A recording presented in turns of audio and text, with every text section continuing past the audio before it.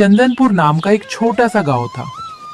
उस गांव के लोग सुबह सुबह अपने खेतों में काम करने निकल जाते थे और शाम होते होते अपने घरों को वापस लौट आते थे।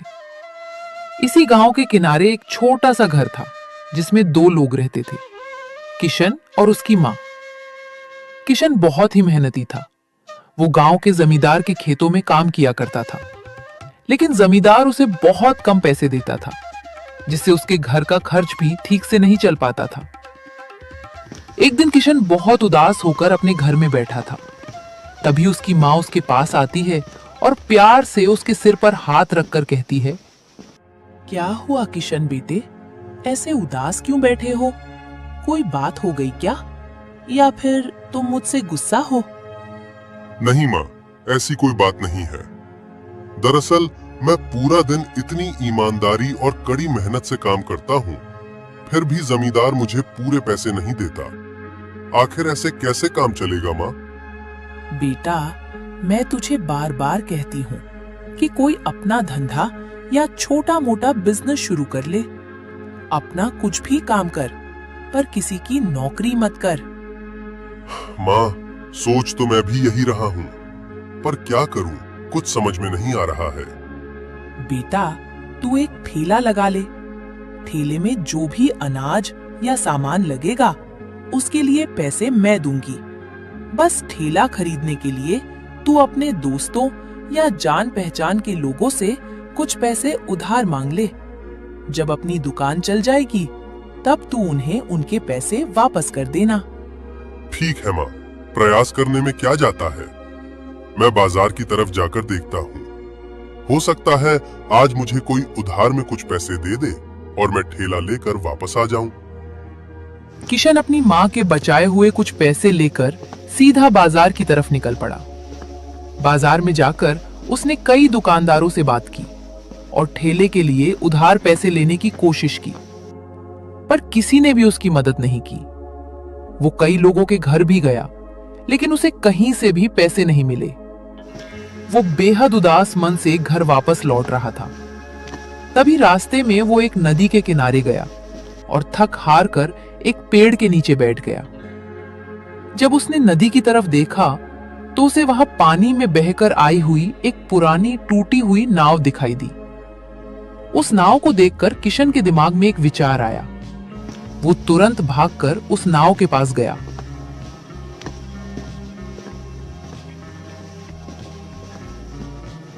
वहां खड़ा हुआ और आसमान की तरफ देखकर भगवान को धन्यवाद करने लगा।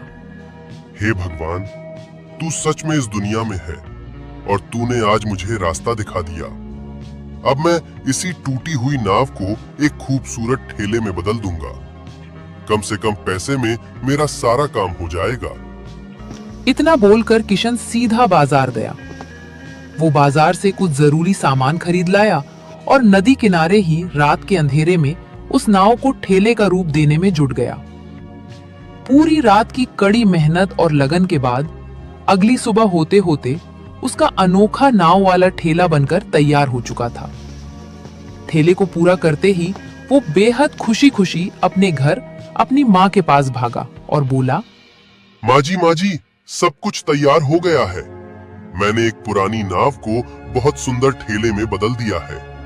अब चलो मेरे साथ किचन में, हम दोनों मिलकर चिकन पाट पूरा बनाते हैं।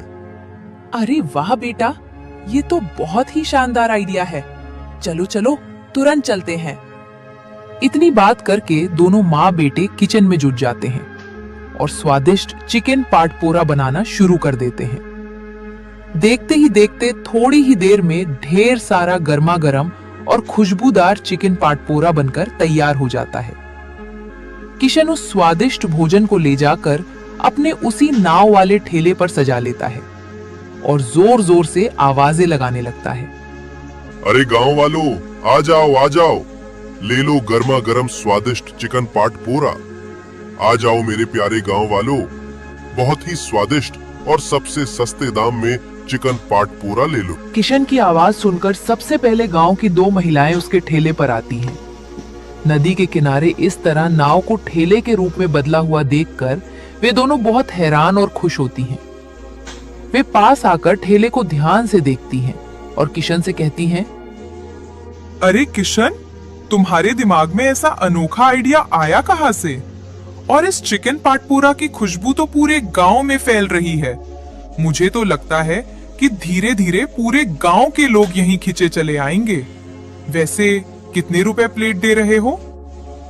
भाभी जी, वैसे तो इसकी कीमत ज्यादा है, पर अपने गांव वालों के लिए सिर्फ 100 रुपए प्लेट है। अरे 100 रुपए कम नहीं होते किशन। चल ठीक है, तूने इतनी मेहनत की है तो 100 रुपए दे दूंगी। पहले एक प्लेट लगा तो सही, जरा खाकर देखूं तो बताऊं कि कैसा बना है। उनकी बात सुनकर किशन देखते ही देखते तुरंत दोनों भाभीियों के लिए गर्मा गर्म चिकन पाटपोरा की प्लेट लगा देता है। दोनों जैसे ही पहला निवाला मुंह में डालती हैं, उनके होश उड़ जाते हैं। अरे वाह भैया, इसे बनाया किसने है? स्वाद ने तो सच में दिल खुश कर दिया। क्यों भाभी जी, स्वाद ने हिला डाला ना। इसे मेरी माँ ने अपने हाथों से बनाया है। चलो भाभी लोग, अब जल्दी से पैसे दो और जाकर पूरे गांव वालों को बता दो कि किशन ने नदी के किनारे नाव पर अपना ठेला लगा लिया है। अरे बिल्कुल किशनवा, मैं अभी जाती हूँ और पूरे गांव में गुहार लगा देती हूँ। देखना, पूरे गांव के लोग तुम्हारे ठेले पर टूट पड़ेंगे, फिर तुम सबको खिला भी नहीं पाओगे। इतना बोलकर दोनों भाभीियों ने किशन को पैसे दिए और वहां से चली गई। उन्होंने गांव में जाकर सचमुच ऐसा डिंडोरा पीटा और गुहार लगाई कि गांव वाले सुनते ही दौड़े भागे किशन के नाव वाले ठेले की तरफ पहुंच गए। देखते ही देखते वहां लोगों की भारी भीड़ जमा हो गई। सबने किशन का चिकन पाटपोरा खाना शुरू कर दिया। लोग स्वाद की इतनी तारीफ कर रहे थे और इतनी तेजी से खा रहे थे कि कुछ ही देर में किशन का पूरा बर्तन खाली हो गया और सारा सामान बिक गया। सारा सामान बिकते ही किशन खुशी खुशी अपने घर जाता है। घर जाकर वो अपनी पहली कमाई के सारे पैसे माँ के हाथों में रख देता है और गर्व से कहता है, ये देख माँ, मैंने क्या कर दिया। तेरे बेटे की किस्मत बदल गई है। अब हमारे दुखों के दिन खत्म हो गए। अच्छा, तो ऐसी बात है। अरे बेटा, ये तो अभी शुरुआत है। ज्यादा घमंड मत कर, क्योंकि हर अच्छे दिन के पीछे बुरे दिन होते हैं और उतार चढ़ाव तो जिंदगी में आते ही रहते हैं। अरे माँ, हमारे बुरे दिन थे, तभी तो आज ये अच्छे दिन आए हैं। खैर, आप इन सब बातों पर ध्यान मत दो। चलो, मैं फटाफट सो जाता हूँ। मुझे बहुत तेज नींद आ रही है। कल सुबह उठकर फिर से काम पर लगना है। इतना कहकर किशन तुरंत सो जाता है। फिर अगली सुबह होती है। दोनों माँ बेटे मिलकर फिर से वही स्वादिष्ट चिकन पाटपोरा बनाना शुरू करते हैं। खाना बनने के बाद किशन फिर से नदी किनारे अपने नाव वाले ठेले पर सारा सामान लगा देता है। देखते ही देखते अब सिर्फ अपने गांव के ही नहीं, बल्कि दूसरे गांव के लोग भी वहां खाने के लिए आने लगते हैं। अभी दुकान पर दो लोग खा ही रहे थे कि तभी अचानक वहां एक अनजान आदमी आता है, जो गांव का नहीं लग रहा था। उसे देखकर किशन तुरंत उसका स्वागत करता है। आइए साहब, आइए, बैठिए बैठिए। क्या लगाऊं आपके लिए? मैं यहाँ खाने नहीं आया हूँ। तुम्हारा नाम किशन है ना? हाँ, मेरा नाम किशन है। बताइए, क्या बात है? यह जो नाव है, यह मेरी है। नदी में बाढ़ आने की वजह से यह बहकर इस किनारे पर आ गई थी। मुझे पता चला है कि तुम इसे मरम्मत करके इस पर दुकान चला रहे हो।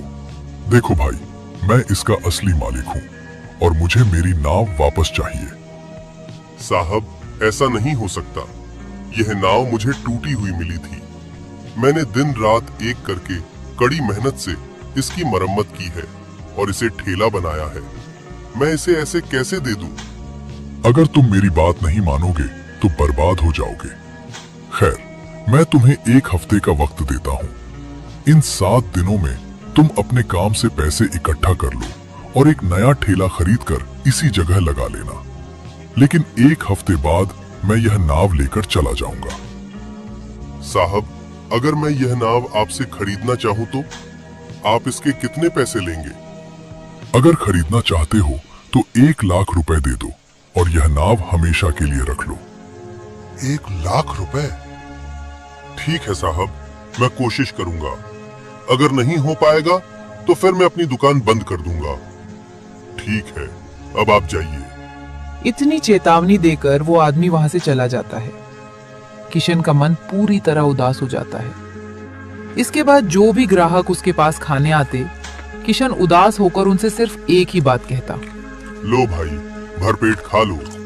बस 1 हफ्ते का ही वक्त है, उसके बाद ये दुकान बंद हो जाएगी। किशन की बात सुनकर ग्राहक भी हैरान और परेशान हो गए। अरे किशन भाई, क्या बात कर रहे हो? ऐसे कैसे दुकान बंद कर दोगे? अगर ये दुकान बंद हो गई तो फिर हम सब स्वाद के शौकीन लोग कहाँ जाएंगे? पूरे इलाके में यही एक तो बढ़िया दुकान है और अब तो ये इतनी फेमस भी हो गई है। भाई साहब, बात ही कुछ ऐसी है। बस 1,00,000 रुपए का इंतजाम करना है। अगर आप सब गांव वाले मिलकर 1,00,000 रुपए के मोती रत्न इकट्ठा करने में मेरी मदद कर दें तो ये दुकान भी रहेगी, ये नाव भी रहेगी और मैं भी यहीं रहूंगा। भाई साहब, हम गरीब और किसानों के लिए 1,00,000 रुपए बहुत बड़ी रकम होती है। इतने पैसे अचानक कैसे हो पाएंगे? खैर, चलो देखते हैं। अब तुम भी कुछ कमा कर इकट्ठा करो और हम सब भी जितनी हो सके उतनी मदद करेंगे। अगर किस्मत ने साथ दिया तो पैसे हो जाएंगे, नहीं तो फिर दुकान बंद करनी ही पड़ेगी। देखते ही देखते शाम हो गई। सारा सामान बिक गया और किशन उदास मन से अपने घर आया। उसने चुपचाप कमाए हुए पैसे मां के हाथ में दिए और बिना कुछ बोले खाट पर जाकर सो गया। अगली सुबह धूप निकल आती है पर किशन सोता ही रहता है। तब उसकी मां उसकी खाट के पास जाती है और उसे जगाते हुए कहती है, बेटा क्या हुआ? आज सो ही रहे हो? दुकान पर नहीं जाना क्या? माँ, दुकान खोल कर भी अब क्या मिलेगा? बस सिर्फ 1 हफ्ते के लिए ही तो वो दुकान बची है। उसके बाद नाव का मालिक उसे लेकर चला जाएगा। मेरे पास इतने पैसे भी नहीं है कि मैं नया ठेला खरीद सकूं। बेटा, नया ठेला क्यों खरीदना? अगर हमारी पहचान और दुकान इसी नाव से बनी है तो हम इस नाव को ही खरीद लेंगे ना। पर माँ, वो नाव का मालिक उसके लिए 1,00,000 रुपए मांग रहा है। 1,00,000 रुपए बहुत मोटी रकम है बेटा, पर हिम्मत नहीं हारते। उठो और कोशिश करो। हो सकता है कि भगवान हमारी कोई मदद कर दे। जैसे तुम्हें वो नाव अचानक मिल गई थी, वैसे ही इन पैसों का भी कोई न कोई रास्ता निकल आएगा। ठीक है माँ, आप सही कह रही हैं।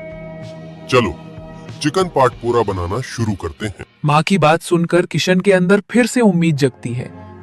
दोनों लोग किचन में जाकर खाना बनाना शुरू कर देते हैं। थोड़ी ही देर में स्वादिष्ट चिकन पाटपूरा बनकर तैयार हो जाता है और किशन फिर से वही नदी किनारे जाकर अपना सारा सामान सजा देता है। नदी किनारे ठेला लगे अभी थोड़ी ही देर हुई थी कि हमेशा की तरह वहां लोगों की भारी भीड़ जमा हो जाती है। किशन प्लेटें लगाते हुए हर एक ग्राहक से उदास मन से एक ही बात कह रहा था, भाइयों, आज से ठीक 7वें दिन ये ठेला बंद हो जाएगा। यानी अगले शनिवार को ये दुकान यहाँ से हमेशा के लिए हट जाएगी। इससे पहले कि ये ठेला बंद हो जाए, अगर आप सब थोड़ी थोड़ी मदद कर दें तो हम इस नाव वाले ठेले को बचा सकते हैं। नहीं तो अगर ये नाव चली गई तो किशन दोबारा कभी ठेला नहीं लगाएगा। गांव वाले किशन की बात सुनते चिकन पाटपूरा खाते, लेकिन बिना कुछ बोले चुपचाप पैसे देकर वहां से चले जाते। उन्हें इस तरह खामोश जाता देख किशन को लगने लगा था कि अब गांव वाले उसकी कोई मदद नहीं करेंगे। देखते ही देखते समय बीतता गया और आखिरकार वो आखिरी यानी 7वां दिन भी आ गया। शनिवार की सुबह किशन उदास मन से नदी के किनारे अकेला खड़ा था।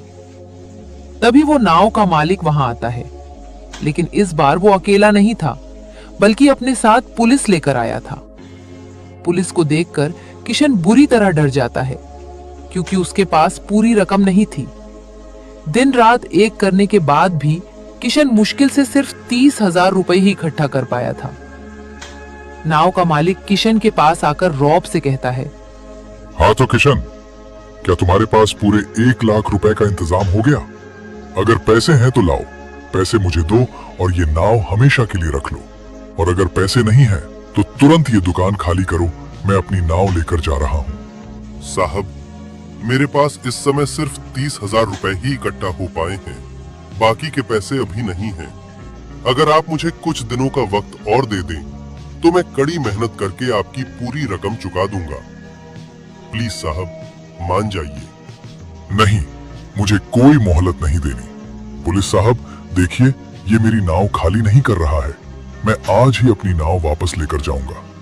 अभी नाव का मालिक अपनी जिद पर अड़ा ही हुआ था कि तभी अचानक पूरे गांव एक साथ वहां आ पहुंचते हैं। उन सब के हाथों में पैसों की पोटलियां और थैले थे। गांव के मुखिया आगे आते हैं और नाव के मालिक के सामने पैसों का थैला रखते हुए कहते हैं, रुको भाई, ये लो अपने पूरे 1 लाख रुपए। इस पैसे को पकड़ो और ये नाव यहीं छोड़कर तुरंत यहां से चले जाओ। आज से ये नाव और ये ठेला हमारे किशन का हुआ। नाव का मालिक पैसे गिनता है। रकम पूरी देखकर वो बेहद खुश हो जाता है और पुलिस को लेकर वहां से चुपचाप अपने घर चला जाता है। ये सब देखकर किशन की आंखों में खुशी के आंसू आ जाते हैं। उसका ठेला और उसकी रोजी रोटी बच गई थी। वो हाथ जोड़कर पूरे गांव वालों के सामने खड़ा हो जाता है। आप सबका बहुत बहुत धन्यवाद। अगर आज आप सबने मेरी मदद ना की होती तो मेरा सब कुछ खत्म हो जाता। मैं जिंदगी भर आप सबका ये एहसान नहीं भूलूंगा। गांव वाले मुस्कुराते हैं और किशन को हिम्मत देते हैं। इसके बाद किशन की दुकान और भी ज्यादा मशहूर हो जाती है और वो अपनी माँ के साथ खुशी खुशी रहने लगता है। तो मेरे प्यारे दोस्तों, मैंने सिर्फ 1 महीने में अपना YouTube एनिमेशन चैनल मोनेटाइज किया और $800 तक का रेवेन्यू कैसे जनरेट किया। अगर आप भी यही सीखना चाहते हैं तो मेरी ई बुक देखें। इसमें मैंने अपना पूरा प्रोसेस, स्ट्रेटेजी और सीखे हुए अनुभव शेयर किए हैं। लिंक डिस्क्रिप्शन और कमेंट बॉक्स पर दिए गए हैं। सावन का महीना चल रहा था। गांव के चारों ओर झमाझम बारिश हो रही थी। गांव के तमाम किसान अपने अपने खेतों में धान की रोपाई में जुटे हुए थे। पूरे गांव में बस एक ही घर ऐसा था जिसके हिस्से में कोई जमीन नहीं आई थी। उस घर के मुखिया रमेश का इकलौता सहारा उसकी चिकन बिरयानी की रेहड़ी थी। रमेश रोज सुबह उठता और गांव के किनारे एक विशाल पीपल के पेड़ के नीचे अपनी रेहड़ी सजा देता था। लगातार हो रही बारिश की वजह से रमेश की बिक्री पर बुरा असर पड़ा था। ग्राहक कम आ रहे थे और उसे रोजाना घाटा हो रहा था। एक दिन हर रोज की तरह गांव का मुखिया अपने नौकर कल्लू के साथ उधर से गुजरा। रमेश ने मुखिया को देखकर बड़ी इज्जत से आवाज लगाई, पधारिए मुखिया जी, आइए, प्रणाम, बैठिए। आज आपके लिए ताजा बिरयानी बनी है। नहीं रमेश, बैठने का वक्त नहीं है। दरअसल बात यह है कि मेरे खेत में कटी फसल पड़ी है। बारिश का मौसम है, सब अपने काम में लगे हैं। मुझे कोई मजदूर नहीं मिल रहा। पूरे गांव में बस तू ही है जिसके पास अपना खेत नहीं है। क्या तू चलकर मेरा अनाज ढोकर घर पहुंचा देगा? माफ कीजिए मुखिया जी, मुझे खेती बाड़ी का कोई काम नहीं आता। मैं ये सब कैसे कर पाऊंगा? इसमें क्या मुश्किल है? बस बोरी पीठ पर रखनी है और मेरे घर तक पहुंचानी है। मुखिया जी, अगर मैं वहां चला गया तो मेरी रेहड़ी कौन संभालेगा? वैसे ही बारिश की मार से ग्राहक कम हो गए हैं। जो चंद वफादार ग्राहक बचे हैं वो भी रेहड़ी बंद देखकर फिर नहीं आएंगे। तो तू मेरी बात नहीं मानेगा? बुरा ना मानिए मुखिया जी, चाहे आपको कितना भी गुस्सा आए, मैं अपनी दुकान छोड़कर नहीं जा सकता।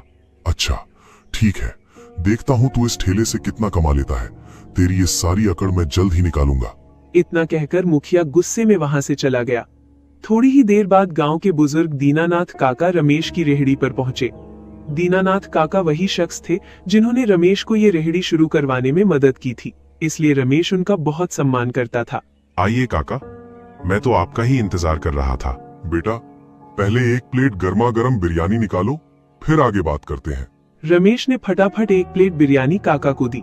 काका ने बड़े चाव से बिरयानी खाई और मुस्कुराते हुए बोले, बेटा, बिरयानी का जायका तो लाजवाब है, लेकिन तुम जो चावल इस्तेमाल करते हो वो मामूली किस्म का है। मैं अपने खेतों में असली बासमती की खेती करता हूँ। तुम आज शाम मेरे घर आना, मैं तुम्हें बासमती चावल की 1 बोरी दूंगा। जब तुम उस चावल से बिरयानी बनाओगे ना, तो पूरे गांव में ऐसी महक फैलेगी कि लोग खेत छोड़कर तुम्हारी रेहड़ी पर दौड़े चले आएंगे। ठीक है काका, आपकी बात सिर आंखों पर। मैं आज शाम को आपके घर जरूर आऊंगा। बस ये बारिश थोड़ी थम जाए। काका के जाने के कुछ देर बाद रेहड़ी के पास एक चमकती दमकती बड़ी गाड़ी आकर रुकी। उसमें से एक शहरी जोड़ा उतरा। वो रमेश की रेहड़ी के पास आए और हैरानी से देखने लगे। अरे भाई साहब, इस मूसलाधार बारिश में भी आपने बिरयानी की रेहड़ी लगा रखी है। इस मौसम में तो लोग घरों से बाहर कदम नहीं रख रहे और आप यहाँ डटे हुए हैं। बाबूजी, क्या करूं, मजबूरी है। मेरी एक छोटी बेटी है जिसकी तबीयत बहुत खराब रहती है। उसकी दवा के लिए कुछ तो करना ही पड़ेगा। मेरे पास न जमीन है न कोई और हुनर, बस यही एक रेहड़ी है। सुनकर बहुत दुख हुआ। चलो आज हम इनकी मदद करते हैं। हाँ, मैं भी यही सोच रहा था। ऐसे जरूरतमंद लोगों की मदद करनी चाहिए। भाई साहब, जरा एक प्लेट मेरे लिए और एक मेरी पत्नी के लिए लगा दो। हम खाकर देखते हैं, फिर आपको पैसे देते हैं। बाबूजी, चलेगा नहीं, दौड़ेगा। ये लीजिए आपकी प्लेट। आपकी दयालुता देखकर मेरा दिल बाग बाग हो गया। रमेश ने तुरंत दोनों के लिए बिरयानी परोसी। पहला निवाला मुंह में डालते ही दोनों के चेहरे खिल उठे। वाह भाई वाह, क्या बात है। ये स्वाद तो कमाल का है। मैं इसे 10 में से पूरे 10 नंबर दूंगा। नंबर की बात ही मत करो, ये तो 10 में से 10 है। ये लो भैया, पूरे 500 रुपए रख लो। जो भी बचे अपने पास रखना और अपनी बेटी के लिए अच्छी दवा और खाने पीने का सामान ले जाना। हम इस रास्ते से अक्सर आते जाते रहते हैं। कभी कोई दिक्कत हो तो हमारी गाड़ी पहचान लेना, हमें रोककर मदद ले लेना। आप दोनों का बहुत बहुत शुक्रिया बाबूजी। भगवान आपका भला करे। उन दोनों अजनबी मेहमानों की उदारता देखकर रमेश की आंखें नम हो गईं। उनके जाने के बाद रमेश ने काफी देर तक ग्राहकों का इंतजार किया, लेकिन बारिश तेज होने की वजह से कोई नहीं आया। तब उसने रेहड़ी बंद की और सीधे दीनानाथ काका के घर पहुंचा। वहां से चावल की बोरी ली और काका को पैसे देने लगा। अरे बेटा, मैं इन पैसों का क्या करूंगा? और तुम्हारे पास इतने पैसे कहां से आए? काका, आज रेहड़ी पर गाड़ी से बहुत नेक लोग आए थे। उन्होंने बिटिया की मदद के लिए ये पैसे दिए हैं। लेकिन काका, आपसे बिना पैसे दिए अनाज लेना मुझे अच्छा नहीं लग रहा। ऊपर से बारिश का मौसम है, आपका भी नुकसान हो सकता है। प्लीज ये रख लीजिए। नहीं बेटा, ये पैसे तुम बाद में दे देना। अभी बिटिया की दवा के लिए तुम्हें पैसों की ज्यादा जरूरत है। तुम तुरंत घर जाओ। रमेश घर पहुंचा। खाट पर उसकी बीमार बेटी लेटी थी और पत्नी गीता बगल में खड़ी थी। चावल की बोरी देखकर गीता चौंक गई। अरे जी, ये बोरी कहाँ से उठा लाए? और ये किस चीज की बोरी है? बिटिया की दवा के लिए तो पैसे नहीं है, ऊपर से आप नई नई चीजें खरीद लाते हो। अरे गीता, तुम समझ नहीं रही हो। ये असली बासमती चावल की बोरी है। क्या? बासमती चावल? इतनी महंगी बोरी आप इस हालत में खरीद लाए? ऊपर से बिटिया की तबीयत इतनी खराब है, कुछ तो सोचो। शांत रहो गीता, तुम पूरी बात सुनती नहीं और चिल्लाने लगती हो। ये बोरी दीनानाथ काका ने दी है। और ये देखो, दवा के लिए 500 रुपए भी हैं। इतने पैसे? कहीं आपने कोई दूसरा काम तो शुरू नहीं कर दिया? ऐसी कोई बात नहीं है। आज रेहड़ी पर भगवान के भेजे हुए 2 नेक इंसान आए थे। उन्होंने बिटिया की दवा के लिए ये मदद दी है। मेरे लिए अभी बिटिया की सेहत ही सबसे जरूरी है। भगवान उन भले लोगों को हमेशा खुश रखे।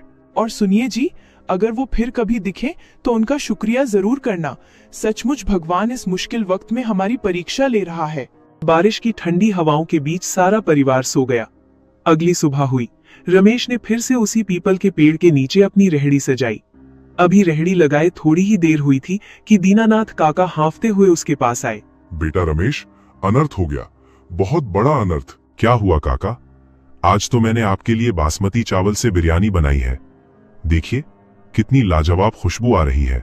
बेटा, महक तो मेरे घर तक आ रही है, लेकिन बात यह है कि गांव के मुखिया भंवर सिंह ने ठीक सामने अपना एक बड़ा ढाबा खोल लिया है, और वो भी चिकन बिरयानी का। अब बताओ तुम्हारा काम कैसे चलेगा? तो इसमें डरने की क्या बात है काका? बात यह है बेटा कि तुम बिरयानी 50 रुपए प्लेट दे रहे हो और उसने सीधे 40 रुपए प्लेट बेचना शुरू कर दिया है। पूरे 10 रुपए का फर्क है। लोग सस्ते के चक्कर में उसके ढाबे पर जाएंगे। तुम्हारी रेहड़ी पर भला कौन आएगा? काका, मुझे अपने हुनर और आपकी बासमती के स्वाद पर पूरा भरोसा है। आप बस इस बेंच पर बैठिए और देखिए ये बासमती की खुशबू कैसे सबको खींच कर लाती है। देखते ही देखते बासमती की महक हवा में ऐसी घुली कि रमेश की रेहड़ी पर भारी भीड़ जमा हो गई। भीड़ में से एक महिला बोली, अरे रमेश भैया, आज तो बिरयानी की खुशबू पूरे गांव में फैल रही है।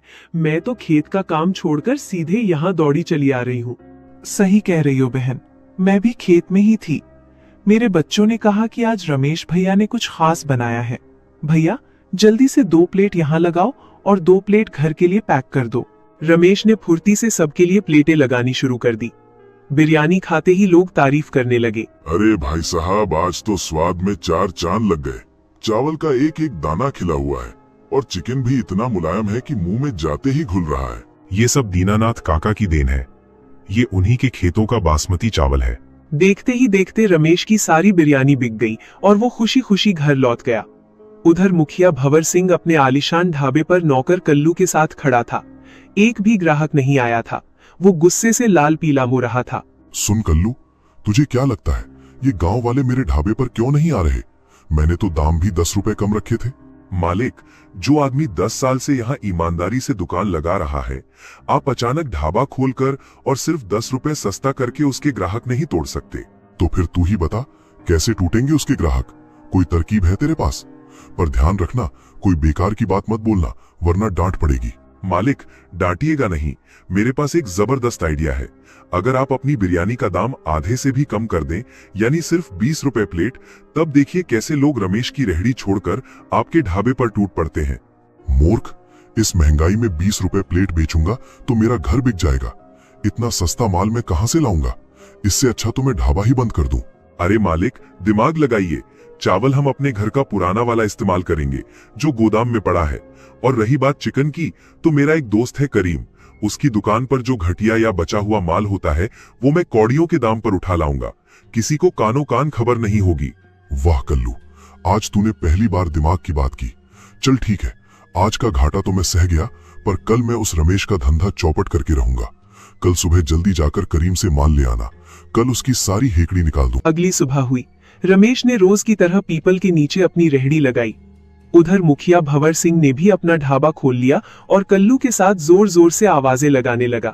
आइए गांव वालों, आइए, महासेल लग गई। मात्र 20 रुपए प्लेट में गर्मा गर्म चिकन बिरयानी। लूट लो भाई, लूट लो।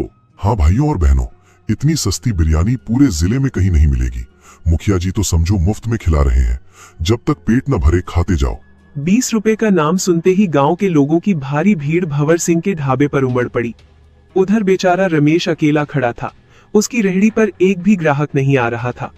वो उदास बैठा इंतजार कर ही रहा था कि गांव की एक बूढ़ी दादी उसके पास आई। रमेश बेटा, तू अब अपनी ये रेहड़ी बंद कर दे। ये क्या कह रही हो दादी? मैं अपनी रेहड़ी बंद कर दूं? पर क्यों? ऐसी क्या बात हो गई? बेटा, रेहड़ी बंद करने में ही तेरी भलाई है। गांव के मुखिया भंवर सिंह ने 20 रुपए प्लेट में बिरयानी बेचनी शुरू कर दी है। वो पीस भी अच्छे दे रहा है और मात्रा भी पूरी है। सब लोग वहीं जा रहे हैं। दादी, ऐसा कैसे हो सकता है?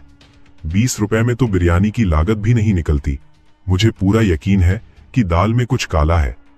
लोग सस्ते के चक्कर में अपनी सेहत से खिलवाड़ कर रहे हैं। बेटा, गांव का मुखिया बड़ा आदमी है, कोई उसके खिलाफ नहीं बोलेगा। पर अगर तुझे कोई शक है तो हम सब आज शाम को पुराने बरगद के पेड़ के नीचे इकट्ठा होंगे, तो वहां आना। हम इस बात पर पंचायत में चर्चा करेंगे। ठीक है दादी, मैं शाम को जरूर आऊंगा। पूरे दिन रमेश का भारी नुकसान हुआ। एक भी बिरयानी नहीं बिकी। वो उदास मन से शाम को पंचायत की तरफ चल दिया। उधर मुखिया का सारा माल बिक चुका था और वो बहुत खुश था। कल्लू, तेरा आइडिया तो सचमुच कमाल कर गया, पर क्या तुझे लगता है कि ये खेल ज्यादा दिन चल पाएगा? मालिक, दौड़ेगा बिल्कुल। ये गांव के लोग हैं, सस्ता देखते ही भूल जाते हैं कि माल कैसा है। इन्हें बस कम पैसों में पेट भरने से मतलब है। शाम को पुराने बरगद के नीचे गांव वाले जमा हो चुके थे। रमेश भी वहां पहुंचा और उसने सबके सामने अपनी बात रखी। सुनो गांव वालों, मैं यहाँ किसी जलन की वजह से नहीं आया हूँ। मुखिया जी ने ढाबा खोला, अच्छी बात है, पर आप खुद सोचिए, क्या आज के जमाने में 20 रुपए प्लेट में कोई अच्छी और साफ सुथरी चिकन बिरयानी खिला सकता है? क्या वो अपने घर से पैसे लगाएगा? बिल्कुल नहीं। मुझे पूरा शक है कि वो खाने की क्वालिटी में भारी मिलावट कर रहा है। आप में से कोई आज वहां खाने गया था क्या? हाँ रमेश भाई, मैं गया था। सच बताऊं तो खाते वक्त स्वाद कुछ अजीब लग रहा था। चिकन के पीस भी ठीक नहीं थे और चावल में से भी एक अजीब सी बू आ रही थी। देखिए भाइयों, अब मेरा शक यकीन में बदल रहा है। वो पैसों के लालच में हमारी सेहत से खिलवाड़ कर रहे हैं। मेरी बात मानिए, कल सुबह हम सब मिलकर फूड इंस्पेक्टर को बुलाएंगे और उनके ढाबे के खाने की जांच करवाएंगे। अगर उनका खाना सही निकला तो मैं रमेश अपनी रेहड़ी हमेशा के लिए बंद कर दूंगा और आप सबके साथ खेतों में मजदूरी करूंगा। लेकिन अगर वो गलत निकला तो उन्हें सजा मिलनी चाहिए। अगली सुबह हुई। वादे के मुताबिक रमेश, गांव वाले और फूड इंस्पेक्टर मुखिया भंवर सिंह के ढाबे कर पहुंचे। इंस्पेक्टर को अचानक देखकर मुखिया और कल्लू सकपका गए, लेकिन मुखिया ने तुरंत खुद को संभाल लिया। क्यों भंवर सिंह, गांव वालों का कहना है कि तुम सस्ते के चक्कर में इन्हें मिलावटी चावल और खराब क्वालिटी का मांस खिला रहे हो, क्या ये सच है? अरे साहब, आप ये क्या कह रहे हैं? भला मैं ऐसी गलती क्यों करूंगा? गांव वालों से मेरी क्या दुश्मनी? मैं तो बस जन सेवा के लिए इतने कम दाम में खाना खिला रहा हूँ। देखो भंवर, गांव वाले ने शिकायत की है और रमेश ने शर्त रखी है कि अगर तुम्हारी बिरयानी में कोई मिलावट मिली तो वो अपनी रेहड़ी हमेशा के लिए बंद कर देगा। ठीक है साहब, अगर ऐसी बात है तो आप मेरी बिरयानी की जांच इसी वक्त कर लीजिए। अगर इसमें जरा भी मिलावट या खराब चिकन मिला तो मैं अपनी मूछें मुड़वा दूंगा और ढाबा हमेशा के लिए बंद कर दूंगा। इंस्पेक्टर ने तुरंत काउंटर पर जाकर बिरयानी के सैंपल की बारीकी से जांच की। रमेश और गांव वाले उत्सुकता से देखने लगे। कुछ ही देर में इंस्पेक्टर का चेहरा सामान्य हो गया। रमेश, तुम खुद देख लो, इस बिरयानी में कोई मिलावट नहीं है, चावल भी ठीक है और चिकन भी पूरी तरह साफ सुथरा और ताजा है। तुम्हारी शिकायत गलत निकली। ये सुनते ही रमेश के पैरों तले जमीन खिसक गई। गांव वाले रमेश पर भड़क उठे और उसे भला बुरा कहने लगे। अरे रमेश, तू तो बड़ा ईमानदार बनता था, मुखिया जी की तरक्की देखकर तुझे जलन होने लगी। अपनी शर्त के चक्कर में तूने एक भले आदमी पर झूठा इल्जाम लगा दिया। गांव वाले मुखिया से माफी मांगते हैं और रमेश की आलोचना करते हैं। रमेश पूरी तरह शर्मिंदा और बेबस होकर सिर झुकाए अपने घर की तरफ निकल जाता है। घर पहुंचकर वो उदास बैठ जाता है। क्या हुआ जी? आप इतने उदास क्यों हैं? पंचायत और इंस्पेक्टर का क्या हुआ? गीता, आज मुझसे बहुत बड़ी गलती हो गई। मुखिया 20 रुपए प्लेट बिरयानी बेच रहा था तो मुझे लगा कि वो लोगों की सेहत से खिलवाड़ कर रहा है। मैं इंस्पेक्टर को लेकर उसके ढाबे पर गया था, पर पता नहीं कैसे मुखिया को पहले ही भनक लग गई और उसने आज सारी बिरयानी एकदम सही बनाई थी। तो फिर क्या हुआ? मैं गांव वालों के सामने अपनी शर्त हार गया हूं गीता। अब मैं कभी रेहड़ी नहीं खोलूंगा। मैं गांव के जमींदार के खेतों में मजदूरी करने जा रहा हूं। अब जो भी रूखा सूखा मिलेगा उसी से गुजारा करना होगा। रमेश भारी मन से काम की तलाश में जमींदार के खेत की तरफ निकल जाता है। उधर मुखिया के ढाबे पर सारे ग्राहक खा पीकर जा चुके थे। सिर्फ किशन नाम का वही लड़का वहां रुका हुआ था जिसने रमेश को मुखिया की बिरयानी के बारे में बताया था। किशन धीरे से मुखिया के पास गया। मुखिया जी, आपका तो काम हो गया, आपकी इज्जत भी बच गई और उस रमेश की रेहड़ी भी बंद हो गई। अब तो मेरे वादे के पैसे दे दो। अरे किशन, सचमुच आज तूने मेरी लाज बचा ली। अगर कल रात तूने चुपके से मेरे घर आकर ये न बताया होता कि रमेश इंस्पेक्टर लाने वाला है तो आज मैं सचमुच फंस जाता, क्योंकि कल तो मैंने सचमुच घटिया माल मंगवाया था। लेकिन तेरी खबर की वजह से मैंने रातों रात सारा माल बदलवाकर अच्छा चिकन रखवा दिया। तो फिर देर किस बात की मुखिया जी, लाओ मेरे पैसे। अरे किशन, पैसे आज नहीं है मेरे पास, कल आकर ले जाना। ये क्या बात हुई मुखिया जी? आपने रात को वादा किया था, मुझे पैसे आज और अभी चाहिए। अगर आप मुकर गए तो मैं सीधे पुलिस के पास जाऊंगा और सच बता दूंगा कि आपने कल रात क्या प्लानिंग की थी। अच्छा, पुलिस के पास जाएगा? तो सुन, अगर मैं फंसा तो रिश्वत देने और साजिश रचने के जुर्म में तुझे भी अपने साथ जेल ले जाऊंगा। सोच ले, अब यहाँ से निकल, पैसे कल मिलेंगे। किशन अंदर ही अंदर बहुत डर गया और उसे अपनी गलती पर भारी पछतावा हुआ। वो समझ गया कि मुखिया ने उसका इस्तेमाल किया है। वो तुरंत वहां से भागा और रमेश के घर पहुंचा। वहां गीता मिली और बताया कि रमेश जमींदार के खेत पर काम करने गया है। किशन दौड़ता हुआ सीधे खेत पर पहुंचा जहां रमेश पसीना बहा रहा था। भाई, मुझे माफ कर दो, मुझसे बहुत बड़ा पाप हो गया है। अरे किशन, क्या हुआ? तुम यहाँ क्यों आए और माफी क्यों मांग रहे हो? भाई, कल रात जब पंचायत खत्म हुई तो लालच में आकर मैंने चुपके से मुखिया के घर जाकर उसे बता दिया कि आप सुबह इंस्पेक्टर लाने वाले हो।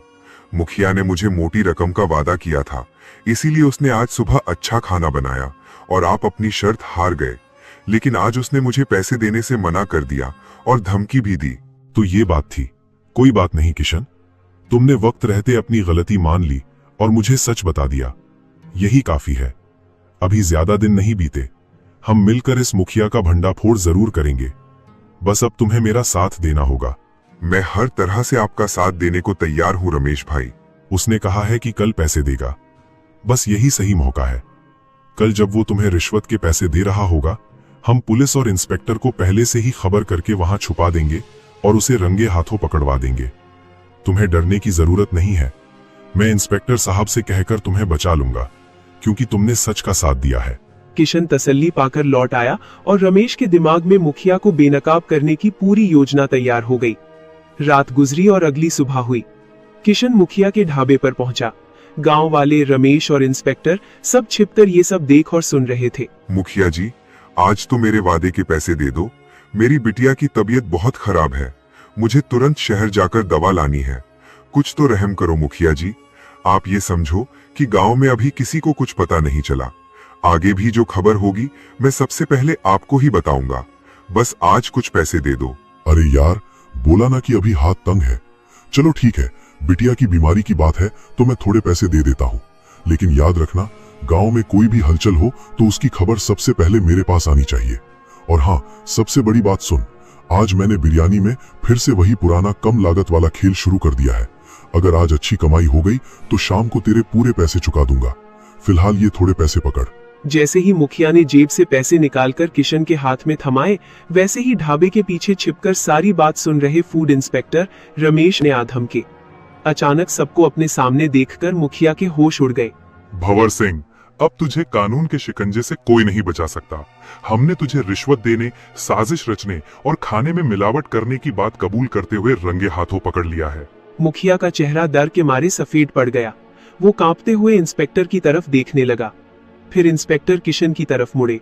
और किशन, तुमने वक्त रहते अपनी गलती का पछतावा किया और सच का साथ देकर इस साजिश को रोकने में मदद की। कानूनन तुम्हें बहुत मामूली सजा होगी, लेकिन भंवर सिंह, तुमने पूरे गांव की सेहत से खिलवाड़ किया है। तुम्हें तो बहुत बड़ी सजा मिलेगी। किशन, नीच, तूने मुझे धोखा दिया। तुम जैसे धोखेबाज और लालची इंसान के साथ ऐसा ही होना चाहिए मुखिया जी। पुलिस इंस्पेक्टर तुरंत मुखिया भंवर सिंह और किशन को वहां से ले गए। गांव वाले रमेश से अपनी पिछली गलती के लिए माफी मांगने लगे और उसकी ईमानदारी की जमकर तारीफ करने लगे। दीनानाथ काका ने भी रमेश की पीठ थपथपाई और अगले ही पल रमेश बड़े गर्व और खुशी के साथ उसी पीपल के पेड़ के नीचे अपनी रेहड़ी फिर से सजाकर खड़ा